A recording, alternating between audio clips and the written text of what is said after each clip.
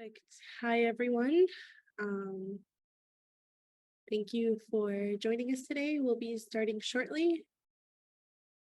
Just waiting for people to slowly come in.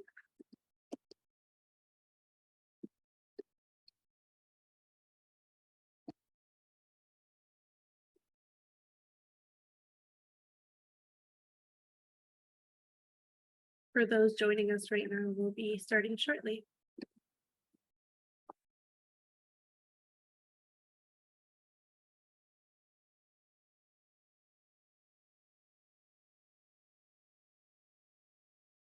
Okay, so it's 9:60. I think we'll get started. So thank you all for joining us today. We're very excited to hear from the panelists and appreciate you all being with us today. So my name is Alice Ali. I'm a research intern with the Center for Employment Innovation. My colleague May and I will be moderating the panel. I will hand it over to them so they can introduce themselves. Hi, everyone. My name is May. My pronouns are they, them, and my role at the CEI is youth engagement and research intern. Thank you to Ala for handing it over for me to introduce myself, and thank you to everyone for joining us to listen to our amazing panelists. I will now hand it back over to Ala. So the theme of the panel today is experiences of employment seekers. Today we have 3 presentations followed by a Q&A session at the end of the panel. The Q&A chat will be open throughout the presentation and will be monitored, so we encourage you to engage with that. We will do our best to follow up with all questions that are posted in the chat, but because of time constraints, I would like to apologize in advance if we do not get to all your questions. I also want folks to know that the panels will be recorded and that the recordings will be made available on the Symposium's website. That being said, all attendees' cameras have been turned off, but please do engage with the chat box and the Q&A chat. Before we get started, I would like to start off with a land acknowledgement. So we acknowledge that the CEI is located in Mi'kmaq, the ancestral and unceded territory of the Mi'kmaq people. This territory is covered by the treaties of peace and friendship, which Mi'kmaq and Maliseet peoples first signed with the British Crown in 1725. The treaties did not deal with the surrender of lands and resources, but in fact recognized Mi'kmaq and Maliseet title and established the rules for what was to be an ongoing relationship between nations. We strive for respectful partnerships with all peoples of this province as we search for collective healing and true reconciliation and honor this beautiful land together. So from wherever you are joining us, I would like you to take a moment and reflect about the land that you are learning and living on. So feel free in the chat to state your name and where you're coming from.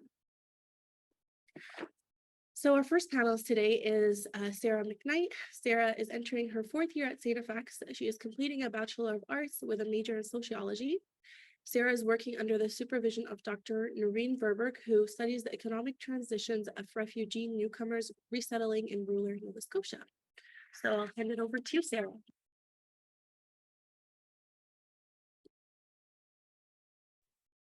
Thanks. Just let me pull this up here.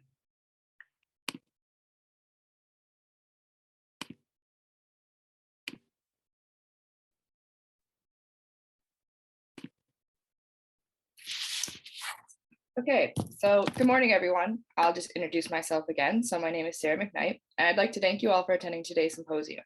I'd also like to thank the Center for Employment and Innovation for this wonderful opportunity and platform that brings us all here. I acknowledge that St. FX is located on Mi'kmaq, the ancestral and unceded territories of the Mi'kmaq and Maliseet people. And since we're talking about the experiences of employment seekers, my presentation today is on exploring how volunteers help refugee newcomers make employment transitions in rural Nova Scotia. Given our topic, I will share some background information on refugee resettlement. In 2021, 21.3 million persons were registered as refugees by the United Nations High Commissions for Refugees. Refugees are persons who have been forced to leave everything behind in their nation due to war, conflict, persecution, or climate change. Most refugees live precarious lives in a country of asylum, with fewer than 1% are resettled by a host country on a citizenship pathway. Canada provides some refugee resettlement annually via its humanitarian immigration streams. Given this disadvantage, refugees receive 1 year of financial and resettlement assistance. To help newcomers transition into Canadian society, this includes helping finding housing, healthcare, or orientations to banking, grocery shopping, settling children and youth into schools, and helping adults access language courses, and of course, helping to find employment. Most refugees come via the Government Assistance Program, known as GAR. These individuals receive resettlement assistance from caseworkers and resettlement service agencies. Under a complementary stream, refugees can be sponsored by a group of citizens under the Private Sponsorship of Refugees program, known as the PSR. These individuals receive resettlement assistance volunteers in these sponsor groups and can access settlement services as well. Research explores how well do former refugees integrate into the Canadian economy. Former refugees earn less on average when compared with the earnings of other immigrants and Canadian-born residents. Some refugees have exceptional success in the Canadian economy, such as this local example of a successful new chocolate company, Peace by Chocolate. Transitioning well is more likely for those who are younger in ages. Research has also identified numerous pre- and post-migration factors that can shape how well former refugees do in the new labor market. We know that prior coming to Canada, their pre-migration circumstances can be vastly different. Each person's experience is unique and will influence their ability to ease in the Canadian economy.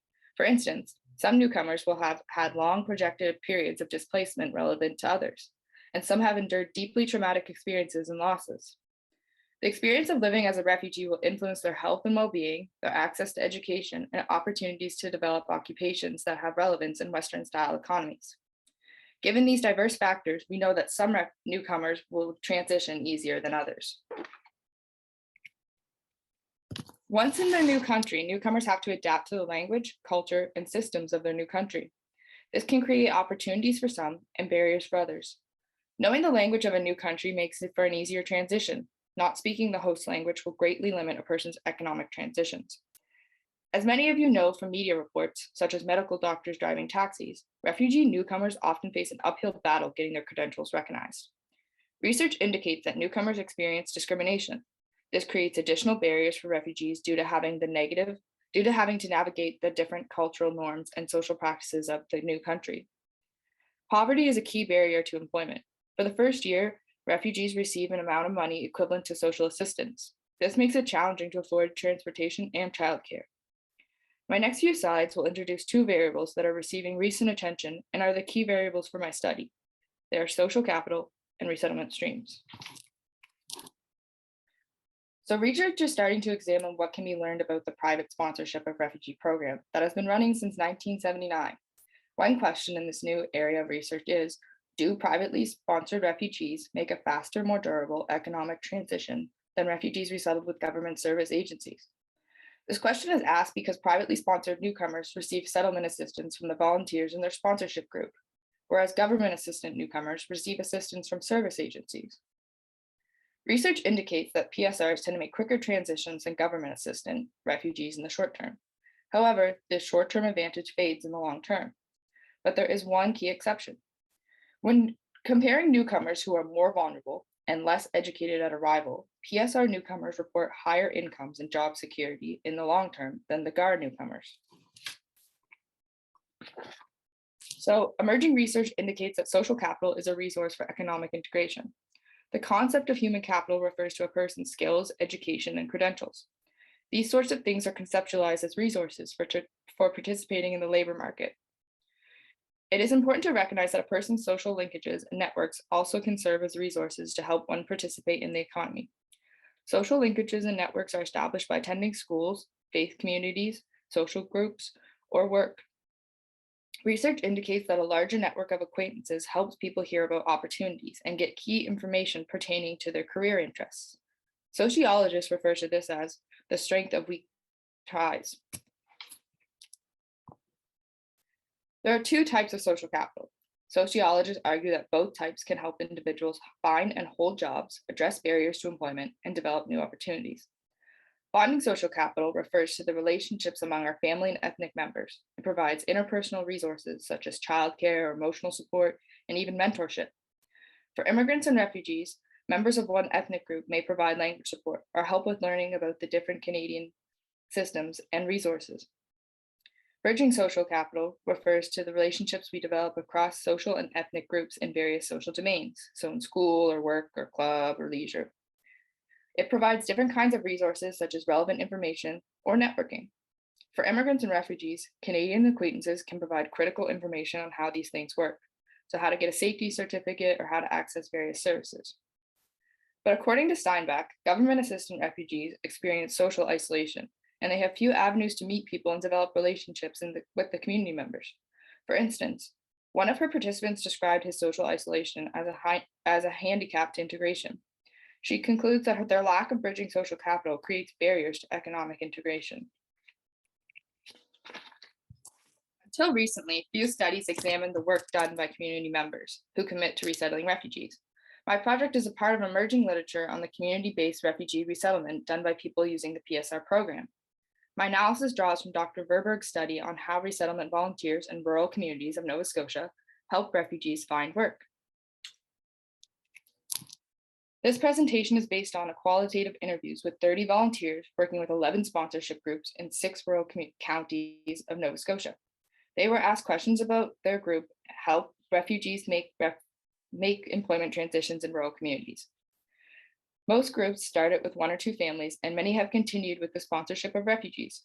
But what's interesting to note here is a large proportion of the volunteers are retired professionals, and the majority of the group that are formed to sponsor refugees had no prior experience with refugee resettlement. Most newcomers were Syrian, however, groups also resettled refugees from African nations. Some refugees moved away from their host community due to needing to be in a more diverse economy, but a majority stayed in the host community. And most women or men who identified as the breadwinners are self-employed or employed. Some have full-time secure work, but many cannot find work in their former profession. Many continue to have precarious work, including part-time or seasonal. Verberg and McDonald contend that rural resettlement groups form a community of practice to navigate their resettlement work. So what is a community of practice? Community of practice is defined as groups of people who share a concern or passion for something they do and learn how to do it as they interact regularly. Most participants talk about learning together as a group. For example, one volunteer said, "The volunteers meet once a week and we talk about the challenges, right? And people say, well, there's a challenge here. And then we kind of brainstorm ideas. What can we do to help this person? Anyone know? We're problem solving." Consistent with community of practice theory, volunteers describe how situated learning that emerged from doing resettlement work guides their resettlement practices. They use terms such as learn, realize, and appreciate. As families arrived, volunteers realized how much they did not know about the people they were welcoming. For example, what they experienced as refugees, or if they could even speak English. They discovered things that had to be addressed in a priority sequence, such as needing healthcare or dental care.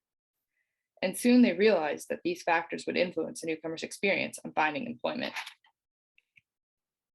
Situated learning also shaped our volunteers, tried to help newcomers navigate the employment transitions. Both newcomers and group members learned the challenges of getting newcomers to work in rural areas. Having smaller economies meant fewer types of jobs, so volunteers helped to move newcomers to areas with work opportunities in their fields. There was difficulty in accessing settlement services in ELA. This problem was raised by all groups and remains a major source of concern. In 2016, volunteers offered English language courses while lobbying for local ELA courses. Volunteers and newcomers learned about the various options within Nova Scotia and Canada, or online. They learned about how difficulty there would be in getting Canadian work experience, so volunteers and newcomers together sought information from service providers about job shadowing and wage subsidy programs to fill the gaps. With a homogeneous population, there are few ethnic and religious groups, so volunteers sought ways to help newcomers gain bonding social capital, such as finding a translator to facilitate conversations about employment. The PSR system helps newcomers meet locals and gain bridging social capital. The data provides extensive examples of ways sponsorship groups use their social connections to help newcomers find their ways into the local economy. The volunteers know the local area well, they know how to get information, and know people who work in different areas that have the different knowledge and connections. Volunteers have an I know someone attitude, and they will use that to leverage the group members' networks to help newcomers find jobs or figure out how to get suitable training or certificates. For example, Somebody knew somebody that needed a painter, and somebody knew somebody that was looking for people to help in the roofing business. And so really, we're the ones that have connected people to job opportunities. Where another person has said, I know a lot of Canadians too, who sometimes they find a job because of a personal connection, right? They know a job exists, or the person who is hiring will give them a little more recognition or leeway.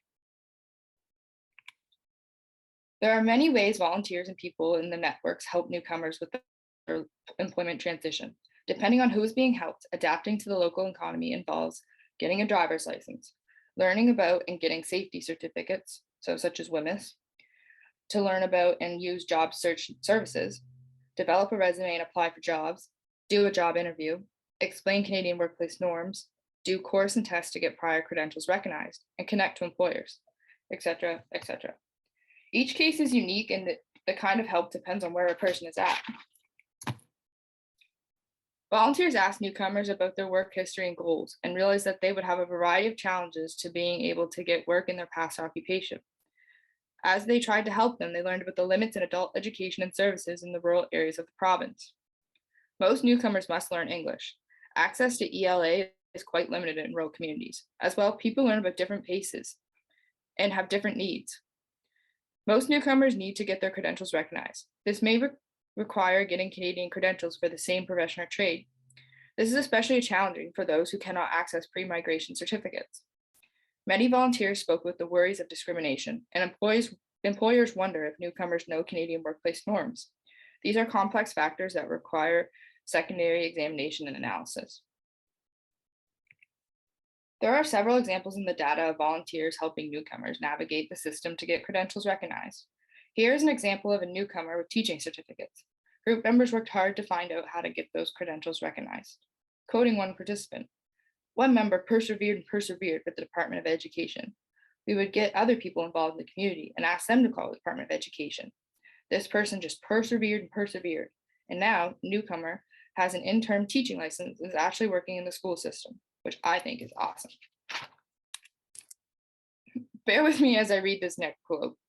It is about a sponsorship group helping a newcomer with extensive experience in a trade to get work in his trade. What you will see is that group members' networks played a huge role in helping this newcomer to get his Canadian credentials. As this volunteer explains, we approached two companies that I knew in my work who hired people with his trade, and all we needed was to get him some certificates because they wouldn't recognize any international certificates. He had worked for over 25 years in trade, so one of the guys who wasn't a member of our group, who had knowledge about the college programs, got him into the trade program there with the regular students. And they were testing him, and they found out he had a good level of capabilities and what his capabilities were. So company agreed to hire him under the wage subsidy program. Once they realized he had capabilities, he picked up extra certificates there. And because it matched their job requirements, they cover those costs. So we never had to go enrolling him or paying any kind of training at the community college. It was done as a freebie. Again, we kind of knew the person at the workplace, so it made it easier. We learned that working with the company helped the tradesman to develop a relationship with coworkers, and that his coworkers helped him learn about the opportunities and how to prepare to getting relevant certificates. He actually continues to work at this company today. Data also revealed that there are limits to bridging social capital. Many newcomers were not able to transition into their past line of work, especially those with higher education. In these situations, volunteers, networks, and local information cannot provide much assistance, except to outline the long pathway to starting all over or suggest an alternative type of work.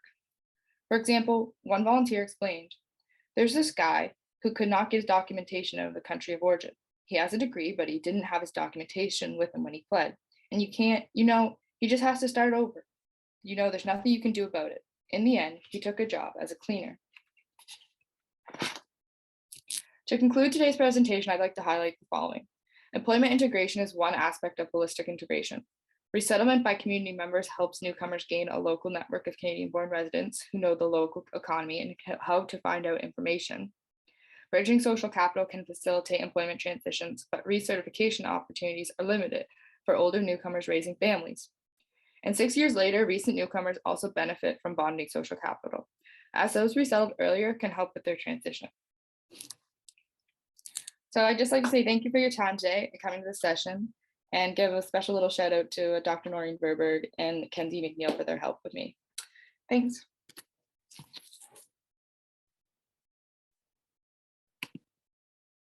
Thank you so much, Sarah. Very informative, and your research topic is very interesting and essential, and I love that you included direct quotes. So our second presenter is Kenyon Nagy. Kenyon is a recent graduate of St. FX's Bachelor of Education program. He has taught a variety of different learners in various socioeconomic contexts and has seen firsthand how adverse school experiences can negatively impact a student's success. I'll hand it over to you, Kenyon.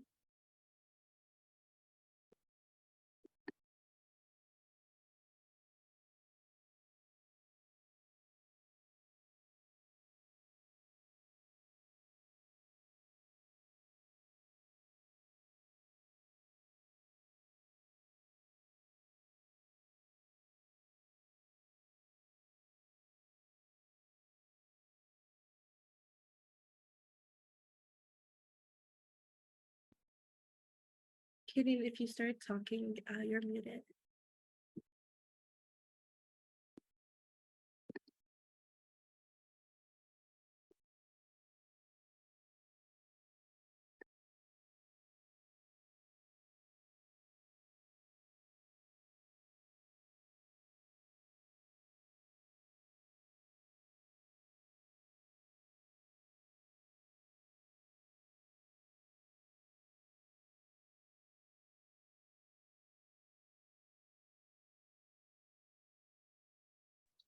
There we are. Sorry, I have multiple screens and I started to lose track of stuff. Anyway, is that sharing properly? Can you folks see that? Yeah, we can. Fantastic. Perfect. Excellent. So this summer, I was involved as a researcher on a study on the relationship between unemployed and underemployed individuals and their experiences in the K-12 system among rural populations. This study was run by Dr. Connor Barker. He was formerly a professor of inclusive education with St. Francis Xavier's and has now moved on to Mount St. Vincent University. This study was also done with my colleague, Cheryl Chisholm, who is currently going into her second year of the Bachelor of Education program. So a quick agenda of what I'll be discussing today. Just a little bit about myself and our research objectives, a bit of information about how we performed this study and our methodology, a little discussion of the K-12 experiences that we uncovered throughout our research, and a little discussion of the experiences with SASC Abilities, a nonprofit organization who I will discuss shortly. And then a little bit of conversation about our initial insights and the conversation about the implications about the study. Before I begin, I'd just like to acknowledge various sponsors. The Barker Psychology Lab, which is the research lab that my professor put together. He generously took on about 5 or 6 student summer researchers and secured funding for everybody. This was run through St. Francis Xavier's University and was funded through the MyTax Accelerate grant, who currently pays my salary. Thank you so much, MyTax. And we are, again, partnered with SASC Abilities, Partners in Employment. A little bit about inclusive education in rural schools in Canada. So just to be aware, there are over 5.1 million students who attend K-12 schools in Canada, and a large portion of these take place in rural areas. In some cases, it's 15 and as much as 58% of a rural region of a population will be going to school in a rural area. 10 to 20% of these students are identified as having some form of exceptionality in school, whether that's a physical or mental disability, disorder, or difference. Teachers in rural schools often have positive attitudes towards inclusion, with elementary teachers often showing the greater positive attitudes towards inclusion. And currently, the grade 12 dropout rate is about 9.3%, but that has been dropping steadily in the last 20 years. In terms of adverse school experiences, this is a rather new term that our study sort of coined. And originally we were going with academic trauma, but we found that academic trauma sort of puts the onus on the individual, as in this individual has been traumatized and it's something that's their problem and something that they need to work on, as opposed to adverse school experience, which sort of puts the onus on us as the educators in order to make a more positive environment which students feel comfortable learning. A lot of these students end up dropping out. And those reasons can include boredom, poor school attendance, and problems with teachers, problems with peers, and lack of overall mental health support. Now, rural experiences in schools have not been systematically studied, and the current literature is quite limited. We do have some information on some more quantitative research, but in terms of really learning how adverse school experiences affect the individual and how the individual perceives those experiences to affect their ability at navigating the workforce is still something that needs to be explored, which is something that we were trying to do.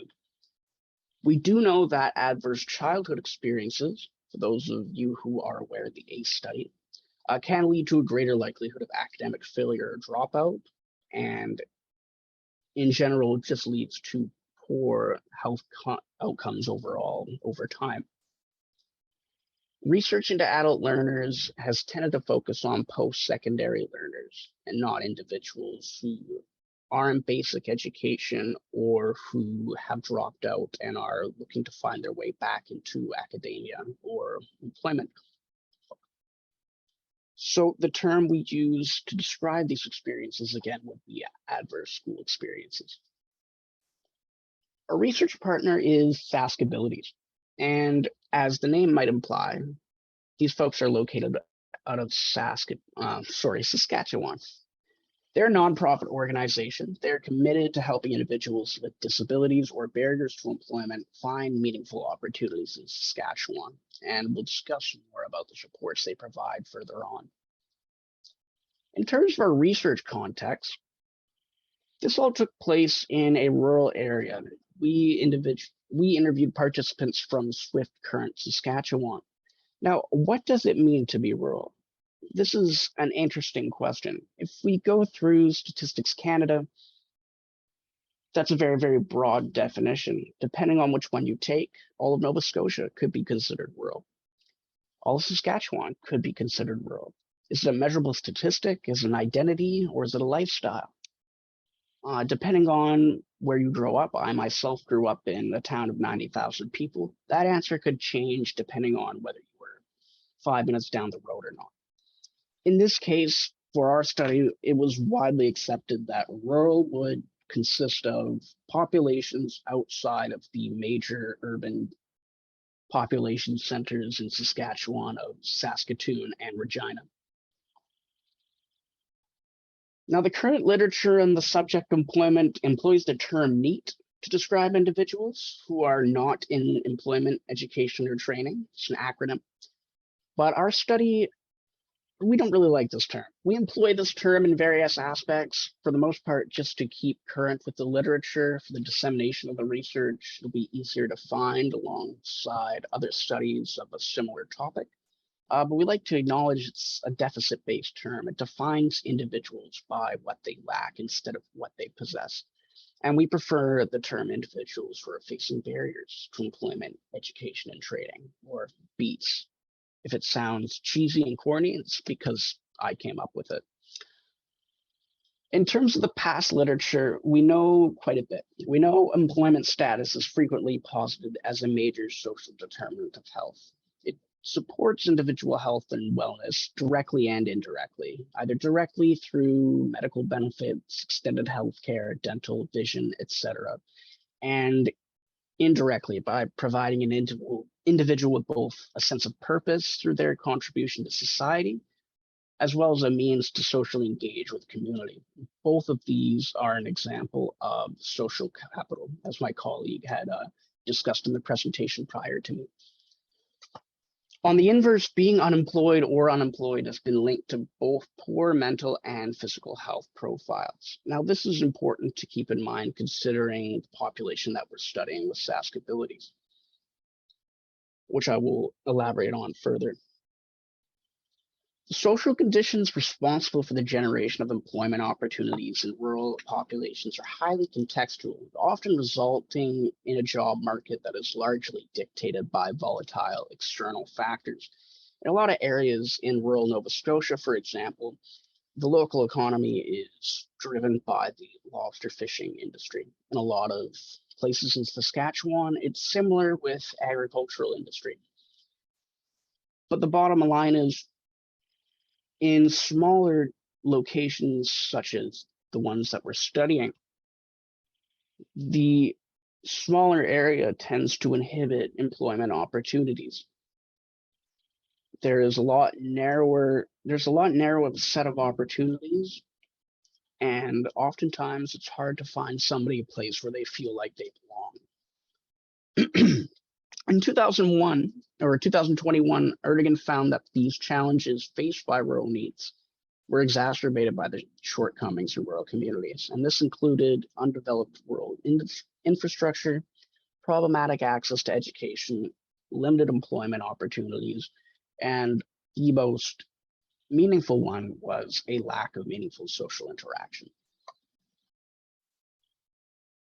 There's an overwhelming consensus in the past literature that indicates that low education is one of the most pivotal determining factors in one's employment status.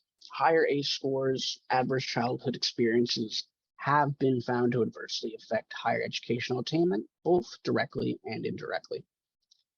And a higher number of reported ACE exponentially increased children's risk of poor school attendance, behavioral issues, and failure to meet grade level standards in mathematics, reading, or writing.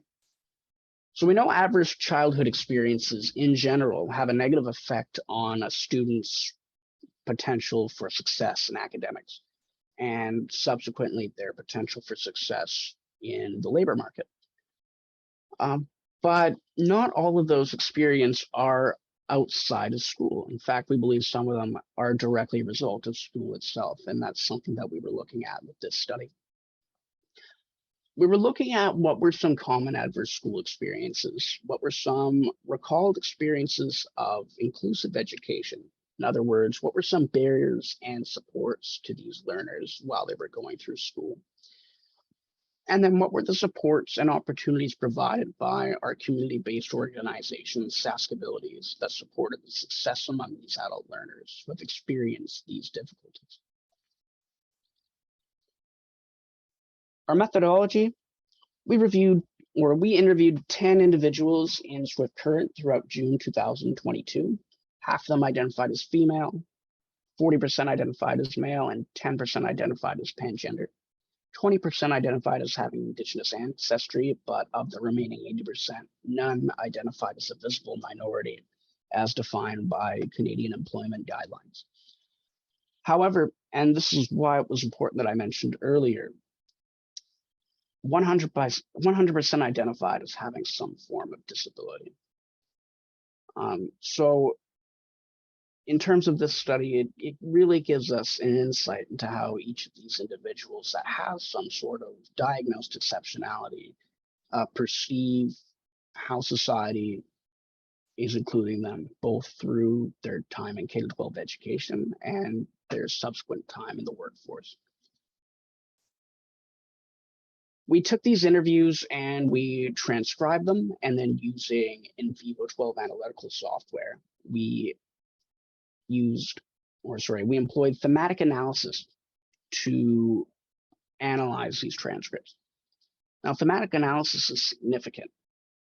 The interviews are analyzed for themes. The more the theme is discussed, the more prevalent we can assume it impacted the participant who discussed it. And the more participants who discuss said theme, the more we can assume that theme is prevalent amongst these populations. However, in order to generalize our quantitative interpretations over broader populations, we will need to do a larger population study in the future. And now for the juicy part, the results.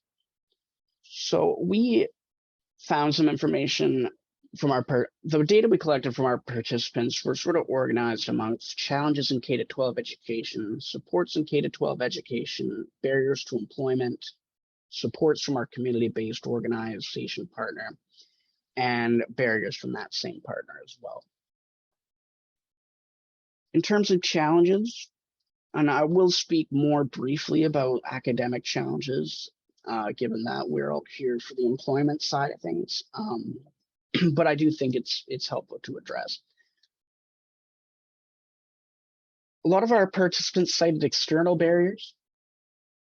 For example, family troubles and moving as another example. Personal barriers, and these are all barriers that they themselves felt were their own fault or their own problem. Absences, lack of interest in academics, self-esteem.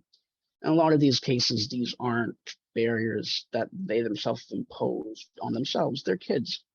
You know, it's not up to them to be interested in academics. It's up to us as educators to drive that interest.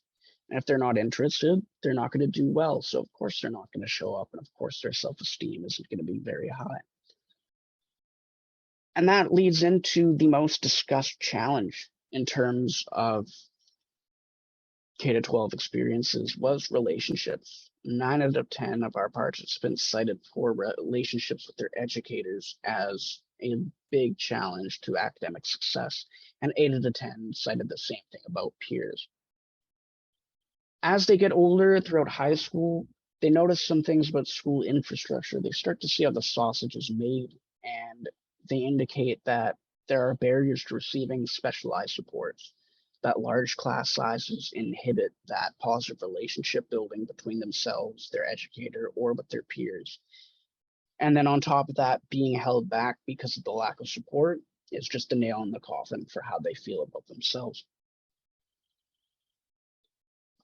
This is a hierarchy chart just showing the amount each theme was discussed by each of our participants, and relationships either with peers, with teachers, or with parents are by far the most discussed theme in terms of challenges.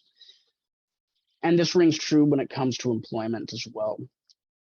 And to me, this demonstrates that building these social relationships, being able to socialize within a community and building that social capital is just as pivotal as anything that you're learning within the curriculum when it comes to receiving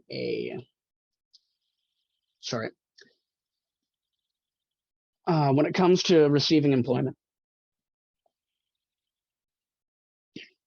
Just as a quote, this was from one of our participants. Our teacher basically treated me like she was talking to a wall. And the grade 5 and 6 teacher, she was just different to everybody and not in a positive way. And another quote was, with the health side of things, this individual had a physical ailment. The classmates definitely thought that was their reason to pick on me, and that definitely didn't help my learning abilities. And this is important. Some of the individuals that we're interviewing are over 40 years old. When you ask them what their experiences in K-12 education is, oftentimes they do not remember most of it. What they do remember, however, is the fact that they were bullied, they were socially isolated, they were not accepted by their educators. And the supports they received, yes, school-related. A lot of them cited adaptations and modifications, and 4 of them cited opportunities to pursue further interests. But all students recall positive experiences with their educators as a major support in their education. And 7 out of 10 referenced their positive relationships with peers. I had extra time for exams and stuff throughout middle year and stuff. They would set me off into a quieter room, and they would have a teacher sit there and explain it or reword the question. How did things go with your teachers? What were your teachers like? They were good. I remember them being really nice. One of them still remembers me when I see her. They were really understanding. I think they thought at first I could be doing better. I should have known more, but they were really kind about it and seemed understanding. So this individual felt supported, and that did ring true when discussing their employment experiences. They felt supported there as well. When it came to the barriers to employment, a lot of it was obtaining training and transportation. Bottom line, financial aspects of things. It was difficult for them to invest in themselves, to make themselves more marketable. And the fact that we put the onus on the individual instead of the society is quite frankly ludicrous. 7 out of 10 cited personal challenges, whether it's challenges to mental health or self-confidence, interpersonal conflict, reluctance to enter the workforce, all of these as stemming from their poor experiences in education. These were the major barriers that they seemed to face. Have your experiences in school, do you feel, result in any of your barriers to gaining employment? Well, I still have struggles with self-esteem and worrying about people thinking negative about me. Like there's always those emotional scars that I might be stuck with for a very long time. And that's pretty cut and dry. This individual strongly feels like their poor relationship building in K-12 education directly led to their poor self-esteem and their struggles with trying to retain and maintain employment in the workforce.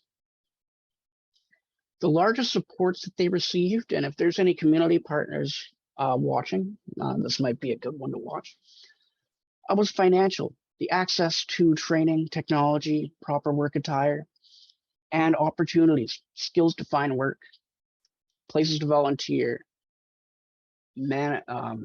ways to network with employers and other individuals within the labor force. But the biggest one was social supports. Over 90% of our participants all indicated that the social supports, the meaningful relationships with the staff, with our community-based organization, was the largest support that they felt. Here we have a hierarchy chart that sort of demonstrates this. It shows sort of which themes were most discussed. And as we see here, social support, that was the largest theme that our participants were able to cite as a support in their time trying to navigate the labor force. And this goes back to relationships and social capital.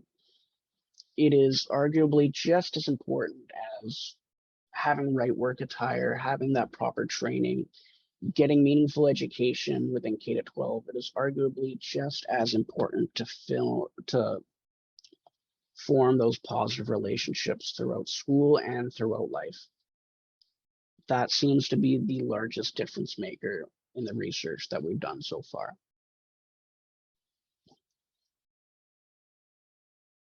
Now, there are some barriers.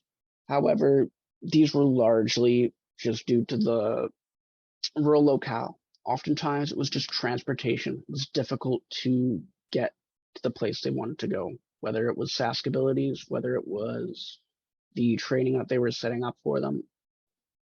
However, that being said, very few people indicated that there were any barriers to getting support from our community-based organization. Of some of the barriers that do exist, well, a lot of the barriers had to do with the bureaucracy type things because of how their funding goes. It's like, oh, this money we get has to be spent on this thing, we can't spend on that thing. Sometimes the resources are tied up in things I can't necessarily use. And that's just bureaucracy, sadly.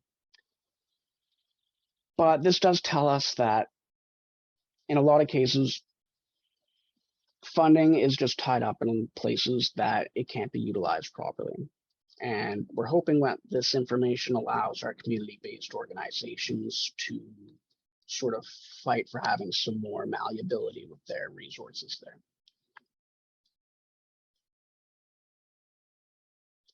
Just some key takeaways.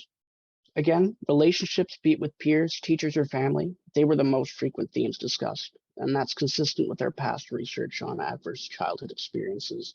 The personalized supports from engaged educators was the most discussed theme in terms of K-12 educational supports. The need for social supports for participants in the SASC Abilities program shouldn't be understated at all. Social factors beyond job search, resume support, and job coaching and training may support job satisfaction and retention. And social supports and relationships with SASCability staff are the most prevalent themes discussed by participants.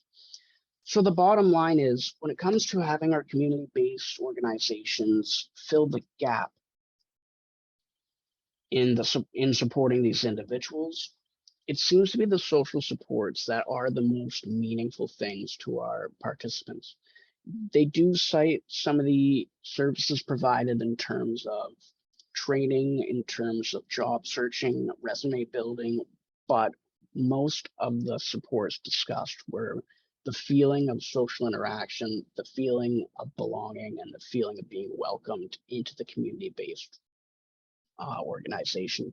There were some individuals that have been in and out because they kept losing confidence and they just didn't go back, in sort of a self-sabotage situation. And every time they went back, they were welcomed in. And that seemed to be the difference maker. Consistent, positive relationships and the development of social capital. And with that, I'd like to conclude my presentation. Thank you so much, everyone, for coming out. These are my references for those of you who are interested, and I will be around during question time. Thank you so much. I'll turn it back to our moderator. Thank you so much, Kenyon, for such an interesting presentation, for sharing this knowledge. We remind folks that the Q&A chat is open, but we'll be moving on to our next panelist, and then we'll have time for the Q&A session. So our third and final presenter is Lacey Martel, who currently works as an IRS summer intern at YMCA of Cape Breton, Nova Scotia Works. She covers the 3 Cape Breton regional municipality location and advises clients on all programs offered by the organization. She is currently a Dalhousie University student in her 2nd year, where she is part of the Rotaract Club of Halifax. I'll hand it over to you, Lacey.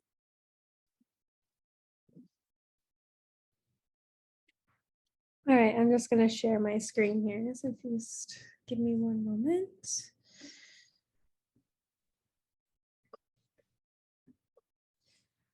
So my presentation today is going to be a little different. So I wasn't partnered with any professors or anything to do any research. It's more so of what I've seen during my time here at the Employment Center with the YMCA of Cape Breton, Nova Scotia Works. So here I've worked in 3 different locations. So I've been able to see a lot of different people and lots of different situations. So it's more so from personal experience with people rather than research. So my presentation is essentially on barriers to sustainable employment and pathways to success in the future. So basically a little agenda of what we're going to cover today in my presentation is just a little bit of personal information about me and a land acknowledgement and defining sustainable employment. I'm going to outline some pretty prominent barriers and how to avoid reinforcing these barriers. Some pathways to getting around these and attaining sustainable employment, and then kind of the future outlook. So firstly, I'd like to begin by acknowledging I'm calling in from Mi'kmaq, the ancestral and unceded territory of the Mi'kmaq people. I'm calling in right now from Sydney, in Sydney, Nova Scotia, which is in Cape Breton, if anybody doesn't know. I'm a 2nd year student at Dalhousie, majoring in sociology and Law, Justice, and Society. I'm going into my 2nd year, as I previously said. I'm a marketing rep in Halifax for the Rotaract Club, and I'm here at YMCA of Cape Breton, Nova Scotia Works as an information resource specialist. So I'm kind of everybody's first point of contact when they come in, and I direct them with what services we have and just sort of help them get on their feet and start moving towards getting employment. So when we're looking at sustainable employment, it is employment that involves a flexible, adaptive relationship where both parties, both the employee and the employer, their needs are clearly defined, balanced, and accommodated. This means there's give and take. It isn't just very one-sided. It's 2-sided communication, and people are listened to. And this, in theory, results in enduring, mutually beneficial, and purposeful working engagements between the employer and the employee, which leads to a good relationship and a good workplace. It can also be defined as the extent to which workers are able and willing to remain working now as well as in the future. So it creates a safe workplace where they'd like to stay. So some prominent barriers facing sustainable employment are the gig economy. So although it isn't an issue, there's lots of great people who want more flexibility in their life and want to go and look more into the gig economy, because then they can make money on their own time and pick their work hours. But it is sometimes very difficult to have consistent hours and consistent wages if that is needed. So to define all those, there's no formal definition. The gig economy broadly refers to less structured and non-traditional work arrangements.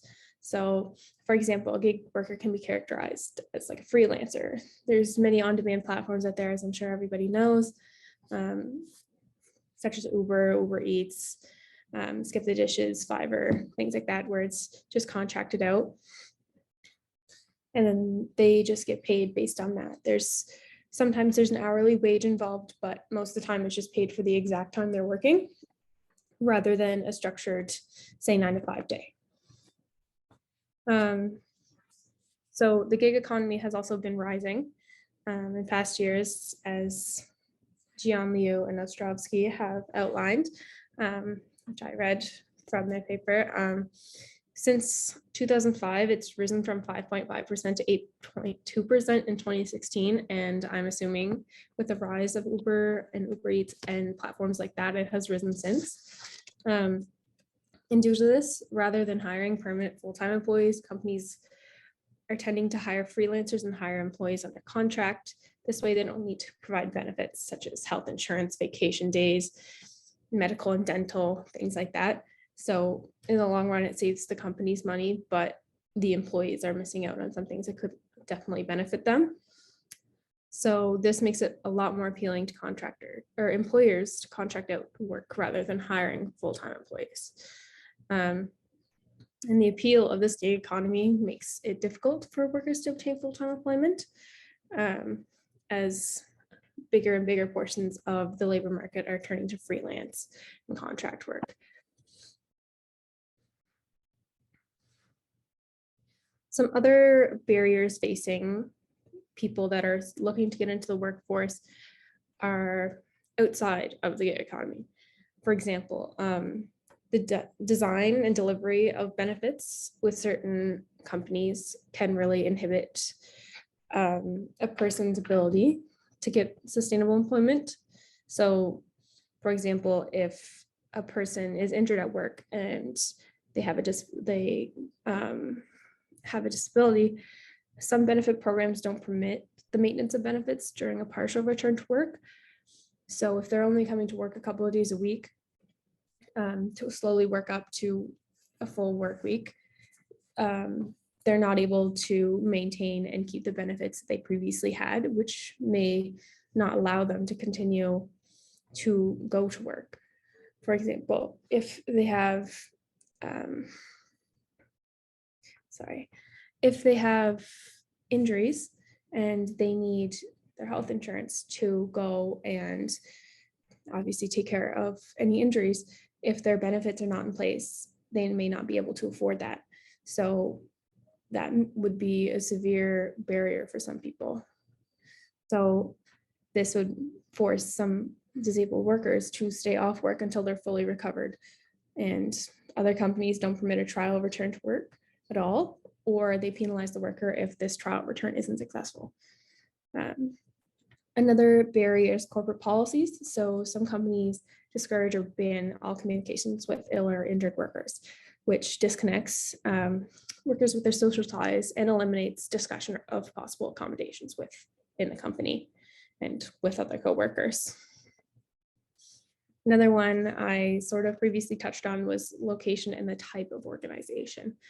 If an employer is located in a remote community with not a lot of social or health services, a lot of injured workers may find it difficult to return or even if they're not injured, they may have a hard time commuting there. It's in a rural area. Without the supports in place for the returning employees, it may be difficult for them to justify returning rather than going to a more urban area where there are more, say, resources with public transportation, health resources, support in the community. So that is definitely another barrier. And lastly, there's definitely personal barriers as well. So sometimes clients face barriers that are completely outside of the world of employment, such as self-doubt, self-confidence issues, mental health issues, or just injuries that happen outside of the workplace, which is completely out of people's control. However, it still affects their ability to attain sustainable employment. To combat this, the government of Canada is putting through some initiatives to kind of help people attain the sustainable employment.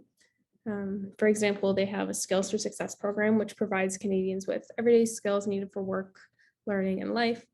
And improving these skills will help, in theory, people succeed in the workplace.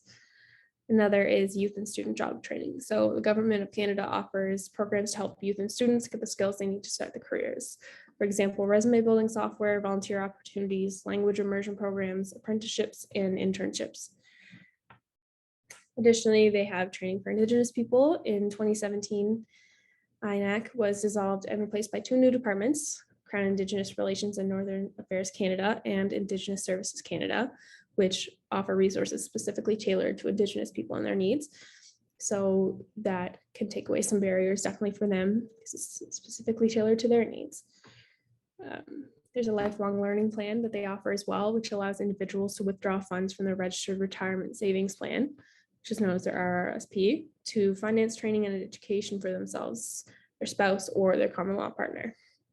And lastly, they also offer a vocational rehabilitation program for Canadian Pension Plan Disability Benefit recipients, which is a voluntary program from Employment and Social Development Canada that helps disability benefit recipients return to work with vocational counseling, financial support for training, and some job search services to help them return to work.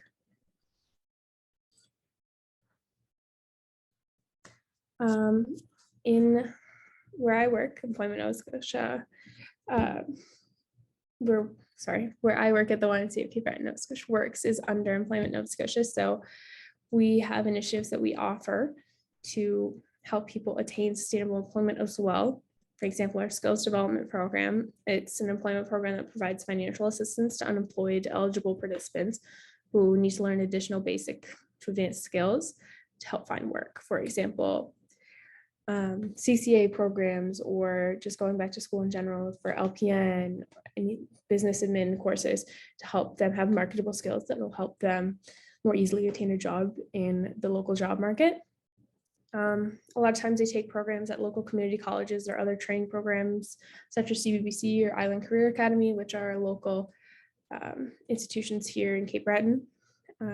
We also offer the Fast Forward program, which provides an opportunity for individuals who are in receipt of regular employment insurance benefits to attend approved training during the duration of their claim. Another that we offer is Job Creation Partnership, which we usually just refer to as JCP because that's a mouthful. It's an employment program that's designed to support projects that will provide LMDA eligible participants with meaningful work experience that will improve their employment prospects. Essentially, it matches an eligible employer with an eligible job seeker, and the government subsidizes some of the wages.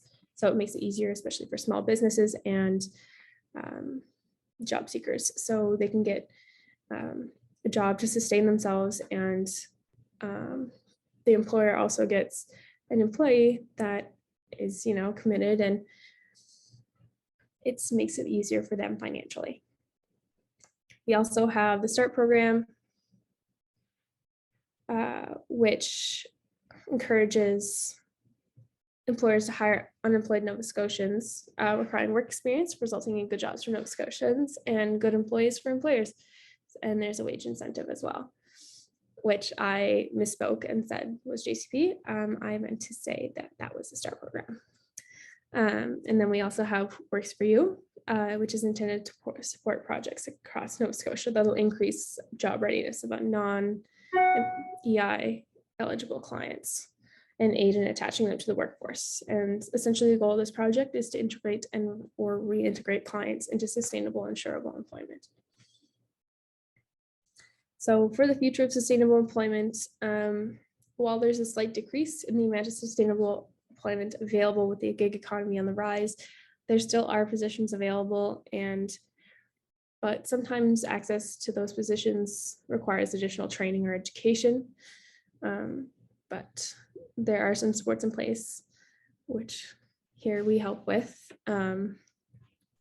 Essentially, regardless, the outlook for this isn't poor. There's still jobs out there.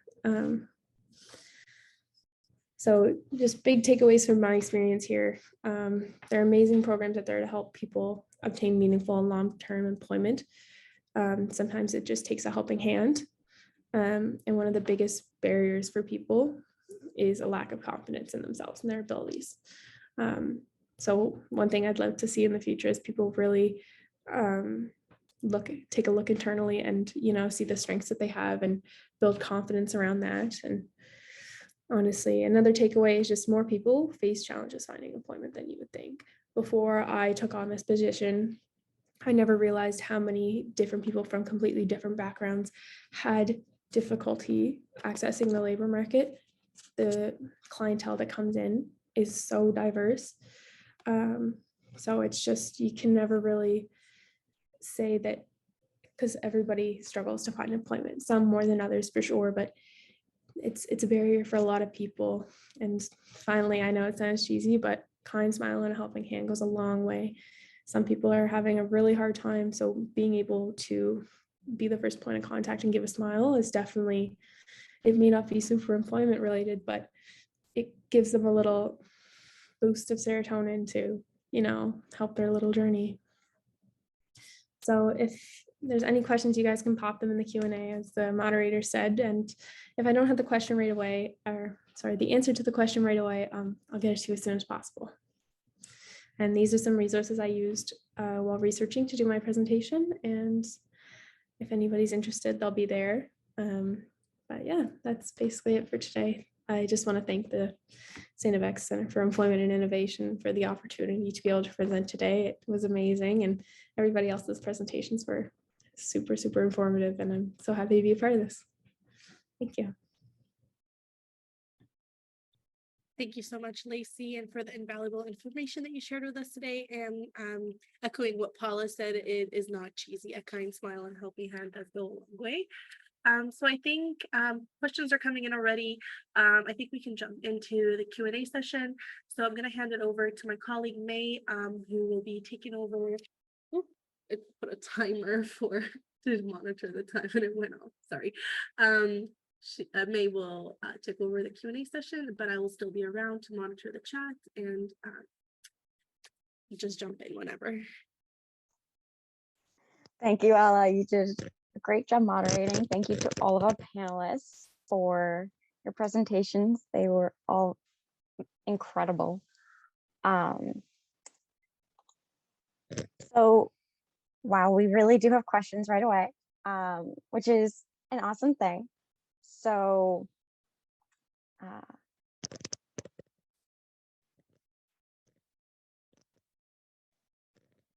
this first one is directed toward Kenyon. Are the impacts coming out of an overburdened educational system part of your research? i.e., the lack of classroom resources available to teachers in large class sizes, etc., especially in a rural context. Also, have you seen anything similar reflected in the Nova Scotian context?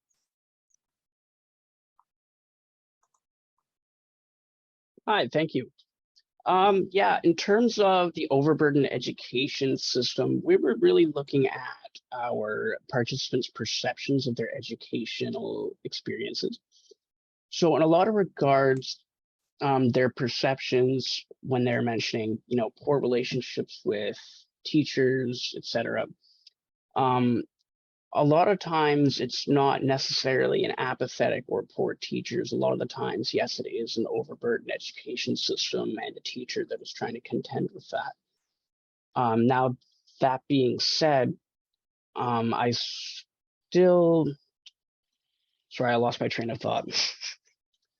I would say in terms of the lack of classroom resources, especially in rural areas, it's going to be support staff. It's, my supervising prof was the school psychologist for the school district in which this is taking place. His job has still not been filled. He has left 2.5 years ago. In a lot of cases, they don't have available staff to hire within a rural area because it is specialized support staff. Oftentimes they need specialized education, even just to do specific, learning support teaching. You need to have an additional master's degree on top of your Bachelor of Education. And when you're in a town of 10,000 people, I mean, there's just not a lot of them rolling around. On top of that, some less specialized support staff, like educational program assistants, have been cut. We've seen as much as half of them lose their jobs over the last few years, especially in the wake of COVID. So yeah, in a lot of cases, the lack of support is because the overburdened educational system and the poor relationship with the teachers, because the teachers just doing their best and they just do not have the resources to adequately support the student. In terms of the Nova Scotian context, I've taught in Halifax here in Nova Scotia, and I've also taught in Guysborough, which I would consider fairly rural with a K-12 school. And for the most part, Guysborough seem to be better equipped than the urban areas. And I think that's interesting, certainly. But for the most part, Guysborough did have smaller class sizes, which I do think is part of the rural context. I hope I answered your question adequately. If there's anything I missed, please let me know. Thank you, Kenyon, for that answer. Our next question is for Sarah. You spoke a lot about social capital. Are there ways you think we could increase that bridging social capital and further support newcomers in our communities? So yeah, thanks for the question. The way I look at it is Nova Scotia is actually pretty impressive because we're one of the smallest provinces and we've done a lot of resettlement, especially privately sponsored groups. There's a lot that has been done. I think of our own example here in Antigonish, SAFE has brought, I think it's 25 families now from Syria. I think to increase the bridging social capital, just kind of being aware, maybe knowing who's out there helping,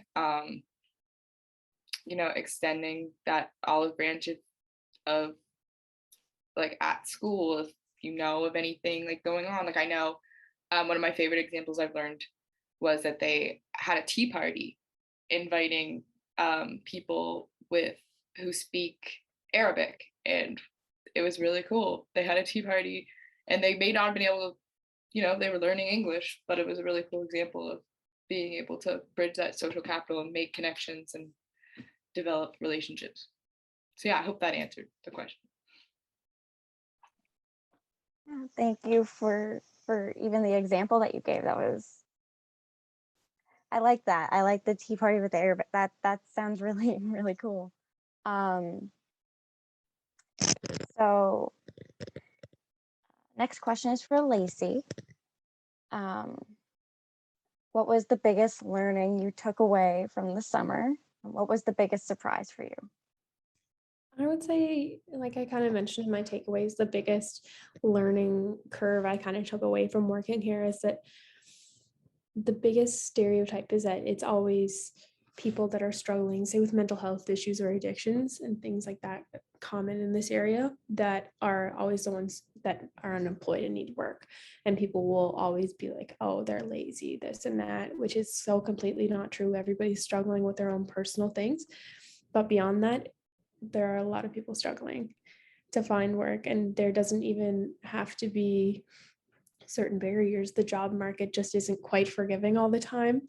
And a lot of people have a hard time, say, even just with interviews and things. It's not personal issues or anything that they've done to have a hard time. It's just tough for everybody. So it's not just the stereotypical groups that, are trouble causing and things like that. There could be, I've seen people come in here, multiple degrees, extremely smart. I've spoken to some people and I'm like, wow, like you're blowing my mind just with the words coming into your mouth. Like they're genuinely so smart, but they're struggling. So I think that's something I took away and I'm really happy to have learned. And that's something I'd really love, to share. And probably the biggest surprise, it's difficult because a lot of things surprise me working here. But like I said, it's a lot of people you form relationships with. So people will come in for multiple appointments to see people, but like there'll be a lady that'll come in and she'll bring cookies or something because she's just, some people are so sweet and so grateful. So it's not something I ever would have expected coming to work in an office because I've never worked in an office setting before. Just seeing regulars come in and they're so sweet. So it's very nice and it was very surprising. Thank you, Lacey, for that answer. That does sound quite surprising. I love that you had that experience, though. Another question that we have for Kenyon is, did this research change your outlook or your approach to working with students?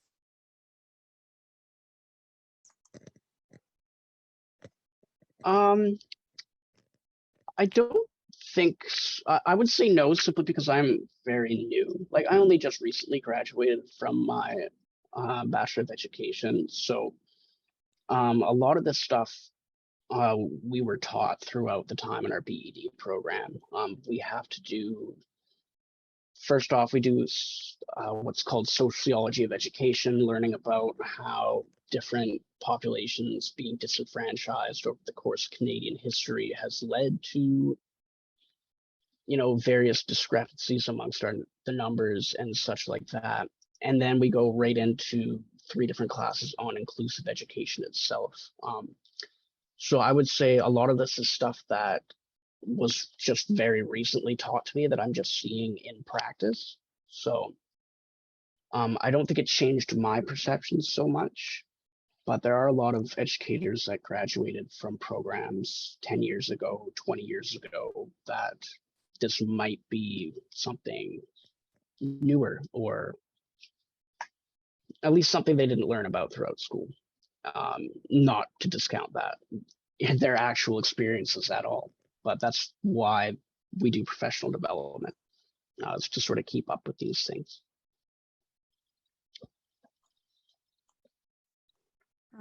Thank you. That's all the questions we have for right now, but I'm going to give the chat another second in case anyone has any other questions.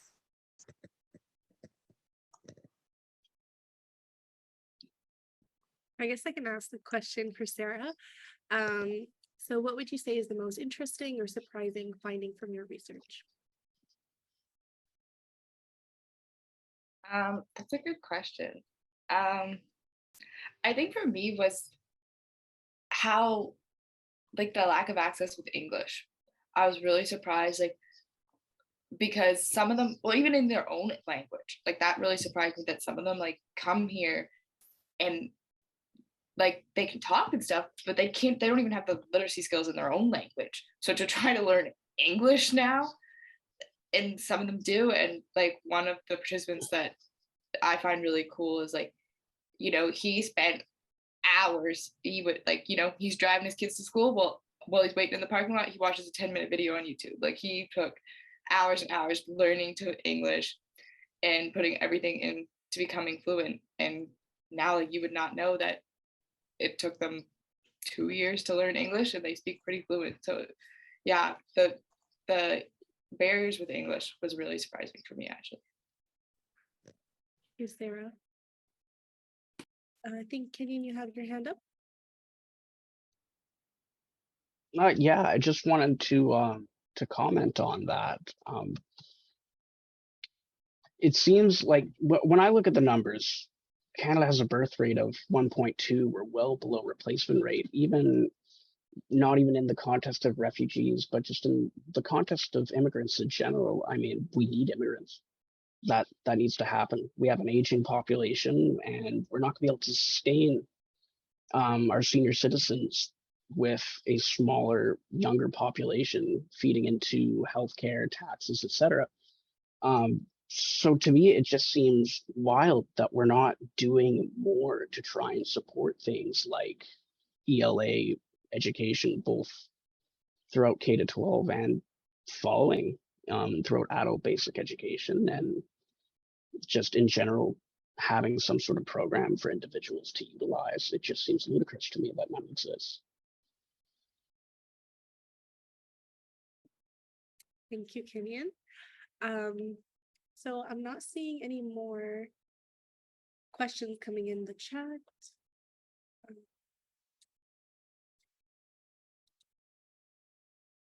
So I'm just gonna, oh, Angela has a question. So just give her a minute.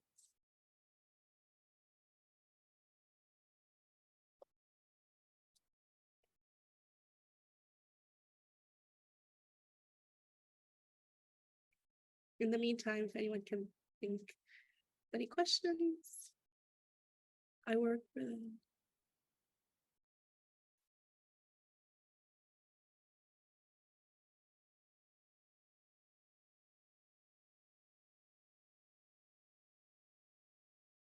Gideon, was that an answer to a question?